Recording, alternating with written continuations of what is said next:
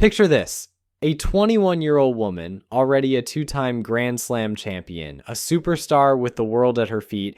Yet, when it comes to the most iconic stage in tennis, Wimbledon's grass, she finds herself battling a persistent puzzle.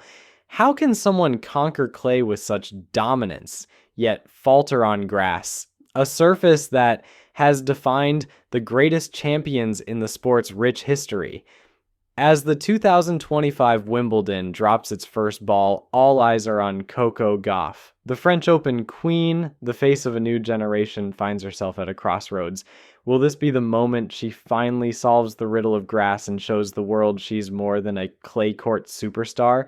Or will the pressures of her past struggles undermine her future, adding a dramatic twist to a story already filled with triumph, controversy, and a relentless will to conquer? The narrative of Gauff's rise is not just a straight path of success. It's a rich, dramatic story filled with obstacles, doubts, and reinvention. To appreciate her struggles on grass, we need to appreciate how hard she's fought to become the superstar she is today. From a young age, Gauff was marked as a future world number one. Coaches were struck by her maturity, her explosive movement, and her ability to handle pressure on the greatest stage, traits that many players much older and more experienced could only dream of. The win over Venus Williams in 2019 wasn't a fluke. It was a manifestation of years of hard work. Her ability to perform under pressure seemed innate. She fought back from match points, turned deficits into triumphs, and played with a confidence and freedom that made her a crowd favorite. The pressure to follow up her breakthrough, however, weighed heavy on her young shoulders. Players soon started figuring her game.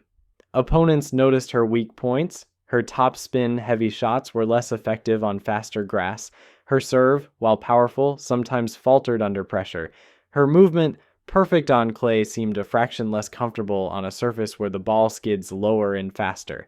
This forced Gauff to reassess herself. She made tough decisions, adding power to her serve, improving her aggression, and flattening her ground strokes to suit faster conditions. Coaches were changed, training regimes were revamped, and match strategies were tailored to handle different scenarios. It wasn't a smooth process. There were disappointments and painful exits, but each tough match seemed to harden her resolve. Meanwhile, her clay court prowess blossomed at the 2025 French Open. Gauff demonstrated a maturity far beyond her years. She fought through tough matches, kept her confidence under pressure, and played a clay court game that seemed nearly impossible to conquer. The French Open title wasn't a fluke, it was a confirmation. Gauff belonged at the highest level. The triumph in Paris seemed to be a turning point. It wasn't just another trophy, it was a testament to her ability to grow and conquer her weaknesses. But the greatest test was yet to come. The grass court season was upon her, and it demanded a dramatic reinvention, a physical, technical, and psychological transformation for Gauff to conquer the one surface that remained her Achilles heel. As Wimbledon 2025 opened its gates, all eyes were on Coco Gauff, the clay court queen trying to conquer the grass court riddle. The doubts were abundant. Pundits questioned her ability to handle the low bouncing ball and the faster conditions.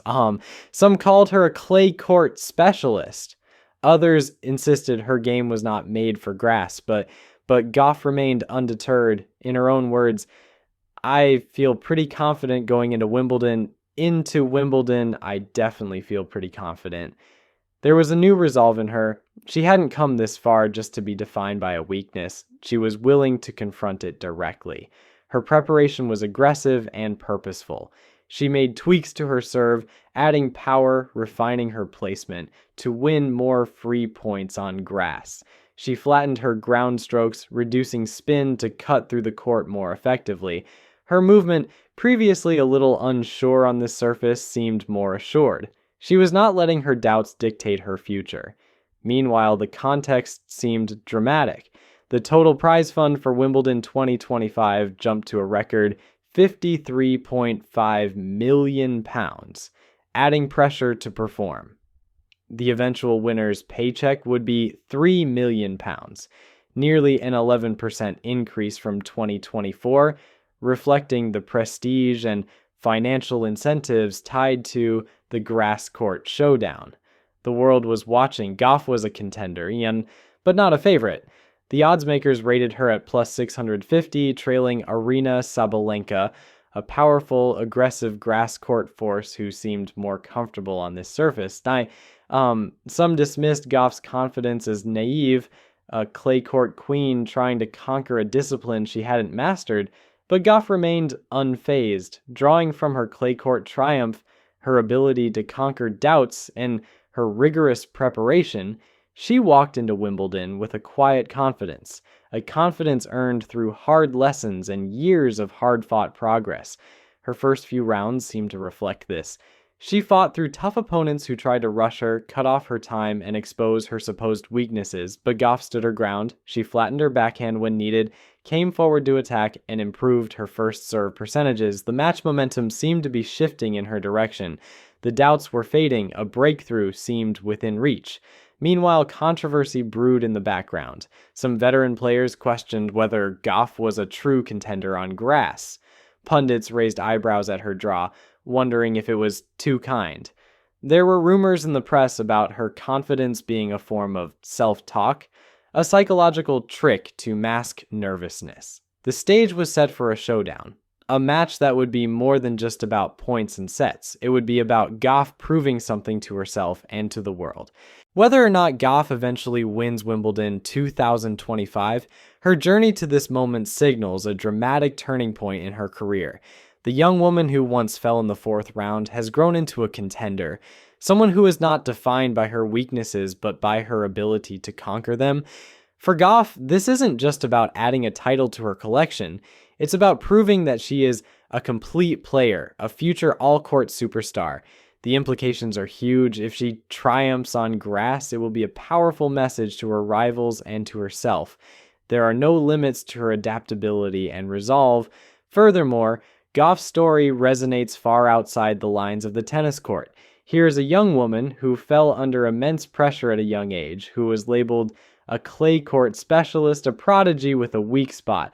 But instead of letting these doubts define her, she addressed them directly, putting in the hard yards, making tough choices, and developing her game to conquer her greatest challenge. This narrative has a universal appeal. It's a story of perseverance, adaptability, and maturity. It's a story of someone refusing to be defined by their weaknesses, instead choosing to grow and conquer them. Whether Gauff wins this Wimbledon or not, her ability to transform herself under pressure underscores a powerful legacy. Her future now looks boundless. She has already tasted Grand Slam success. Now she's adding adaptability and maturity to her arsenal.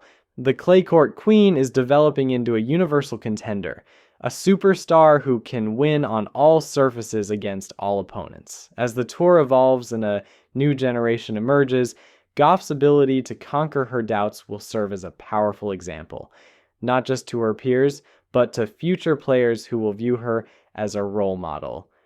Her story will become a benchmark for adaptability, perseverance, and the human ability to grow under pressure. This isn't just a match, it's a message that Coco Gauff is more than a clay court queen.